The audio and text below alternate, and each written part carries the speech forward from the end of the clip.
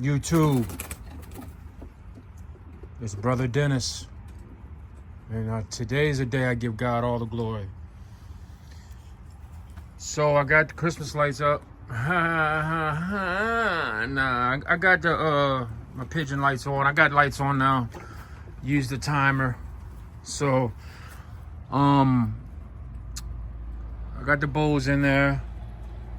Got the lights in there. I just wanted to show y'all a quick video how these LED strip lights, man, them things are a godsend, man, because it's easy to install. I put a strip up, I went all the way down and then back down, so it's like two, and it put some good lighting in there. And I believe that I should have been done this. Honestly, I should have been. See, it's starting to rain now, and I worry about their food getting wet.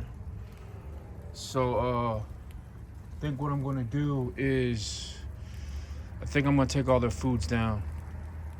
Yeah, I'll take all their foods down. Or maybe I'll just set the foods on the inside for now. I hope they don't, no, because they'll probably spill it, man.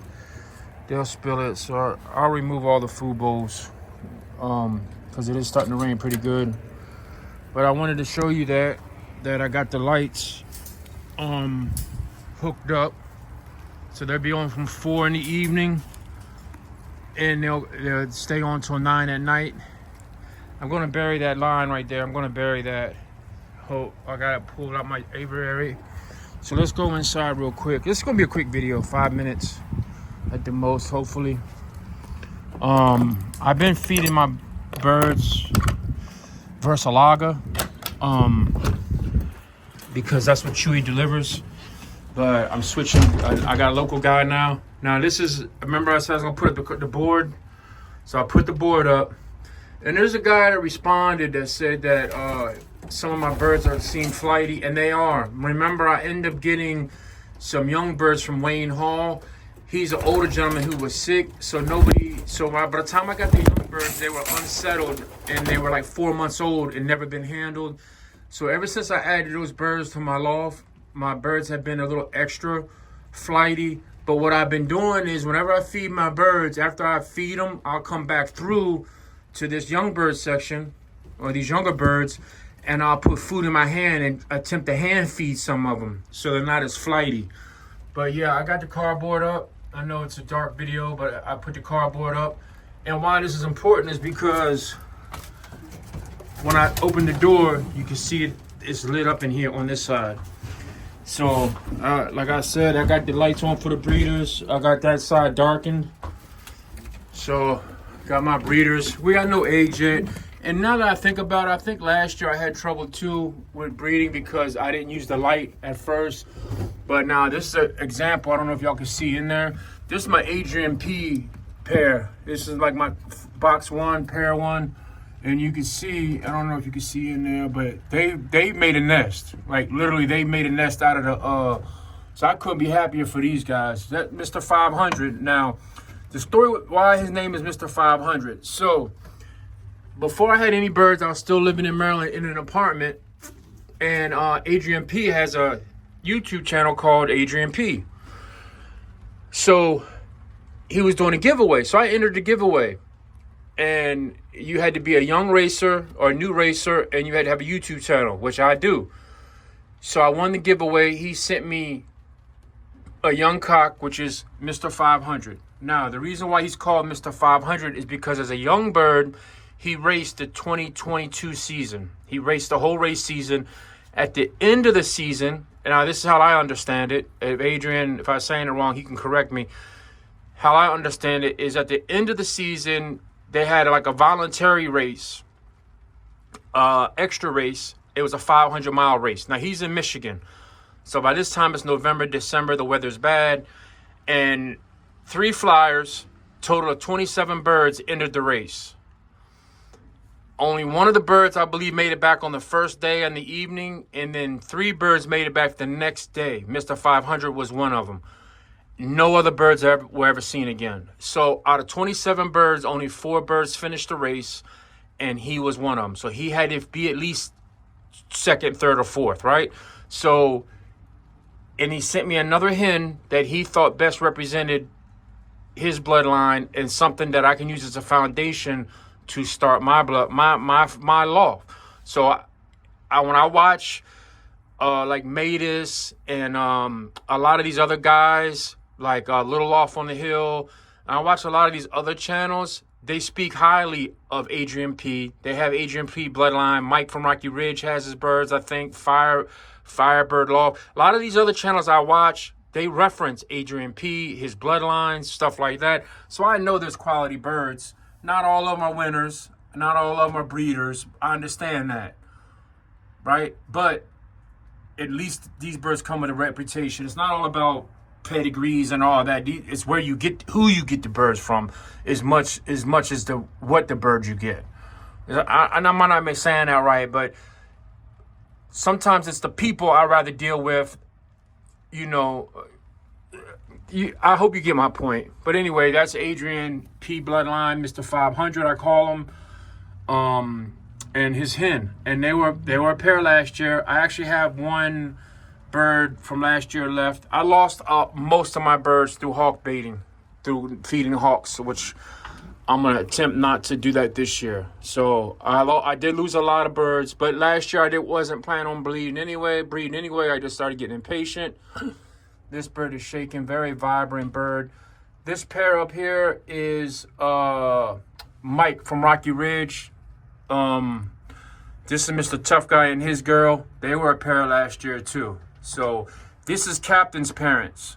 The bird I had named Captain, which a guy, Liam, from my club said that for that bird to fly like he did being solo and finish all those races and fly by himself without a flock and come home, even though he was hitting the middle of the sheet. He was hitting the middle of the sheet consistently until he got lost, which 140 birds got lost all in the same race. So, yeah.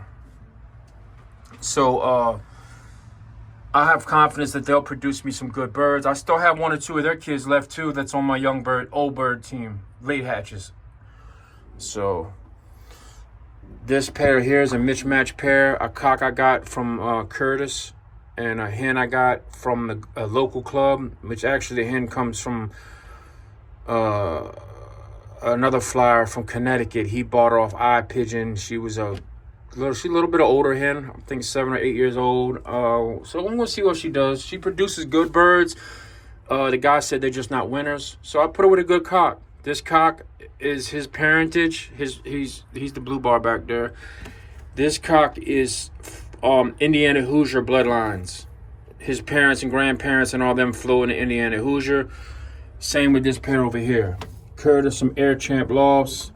I got these birds from him. I do have the pedigrees on them birds, but I'm not big into pedigree. I need to go on by performance. Whoever produces birds that win races, that's the foundation I'm going with. And then this is Mike from Rocky Ridge in here. This is the cock that I was going to try to resettle. This is I call him Choir Boy because he's such a nice guy. And his hen really loved him. Like, he would get him beat up, and everything. And that hen that he had with him, really, matter of fact, I switched the hens. So this hen also is from Mike from Rocky Ridge. The other hen was a 2019. I think this one's a 2022. So she produced some really nice birds when I bred her. Matter of fact, I had her with this cock. And they bred some really nice birds last year. And they all hawk baited, right? Yeah, no, I still got some, matter of fact, black bands. So I got a few in there, and I got a few on the other side. So I went out and got some eyeglasses today to help me read the bands better. Some reading glasses, so I can. I ordered some clutch cards or whatever you call it, breeding cards, so I can start really keeping track of all my birds. I'm gonna take inventory here soon of my birds, and I got the lights on. Just set on a timer. They should go off. I think I got to set at 9 or 10 o'clock. And this side is dark. This is the dark side. Let's go into the dark side. So I'm gonna go over there and I'm gonna get all the food away. I'm gonna get all the food. I'm gonna get all the food. Let me get all the food away, or whatever. I'm gonna take the food away from my birds so they don't get soaking wet. So, yeah, that's where I'm at. And I might just feed these guys. I'm not gonna let it go to waste, obviously, or I'll throw it in with my chickens. Actually, that's what I'll do. Hey, let me say this. If any of y'all watching this video, any of you pigeon guys are watching this video, and y'all use some type of loft management software, like to help you like digitally keep track of your birds, let me know what y'all use, whether it's like Pigeon DB or whatever it is that y'all use. Let me know, because I want to try to get my loft, keep the proper records. I'm not quite sure how to, in fact, I'll just turn the bowls over. I know what you're going to say, Dennis, you're overfeeding your birds, but this is actually, breeders in here. So, don't judge me too badly. I'm going to worm these birds again. Worm all these breeders. Been watching videos about how to use the wormer. You know what? I had mixed some grit in with their food because I didn't have the bowls set up like I wanted to. I ordered some clay pots too, y'all. So I want to try to make my loft is an authentic pigeon loft is possible, if that makes sense. Oh, look back. So I was feeding Bersilaga, and now I'm going to it's called something. Dang, I don't want to say Alice May. That sounds stupid, but the food is called something. Everybody uses it. The top flyers at my club use it. They get it from a guy locally who orders it by the pallet load, and he sells it out of the Gold Leaf Club. His name is Jerry, and I'll do a video on that. But I got some with no corn, little corn, breeder mix, whatever. I got a performance mix.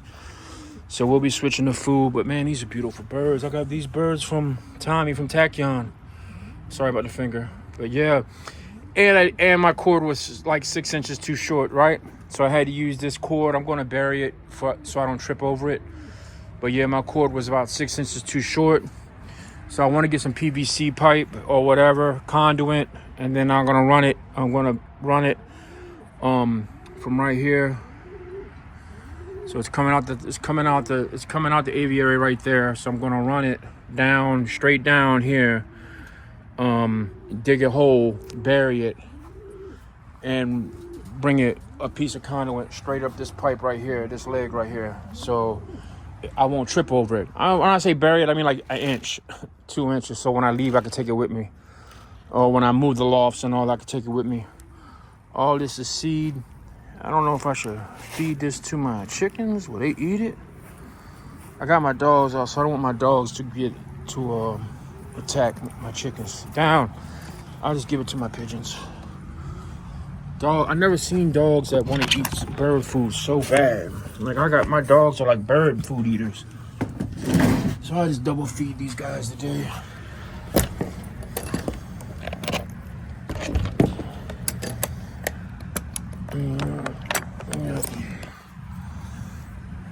So YouTube, man, I appreciate all the help I've been getting, all the comments I've been getting. I've added some subscribers in the last couple of days, and I'm like over, where are we at? We're like at 600 now, 6 something. So like 605 or something. So I want to say God bless everybody. Thank you for supporting the channel. I know sometimes it's not the best channel, but the fact that you support somebody who's, physically and mentally challenged, and says that there's some nice people left in this world, man. It really is. I appreciate the pigeon community. I appreciate the American bully community. I promise I'll get back to dog videos. Promise I'll get back to get back to it. 2024. It's a puppy I bred right there. That's his mama right there. Promise I'll get back to dog videos. I still been mourning the loss, but like I said, January 1st, we'll be flying these birds. How about you, Hawk Bait? Are you fast enough to get away from hawks now? Are you strong enough now? So we'll fly. We're gonna fly these birds. I'm gonna get them ready for young old bird season. Join the ride, and we're making new birds. And every bird, I treat every bird like it's $15,000. So I love my birds. I love pigeon racing, and I love the community. It's really helping me therapeutically. Helps me with my issues I got going on. And given the opportunity, she would kill and eat every last pigeon I have. So if you need an American bully who has drive, who will go hunting and play ball and sit on your couch and bark at strangers and lick strangers, this is the type of dog I love. She'll be in heat soon. She wants them chickens. And there's her son right there. Yep. Bully, bully, bully. Peace and hair grease. God bless you all.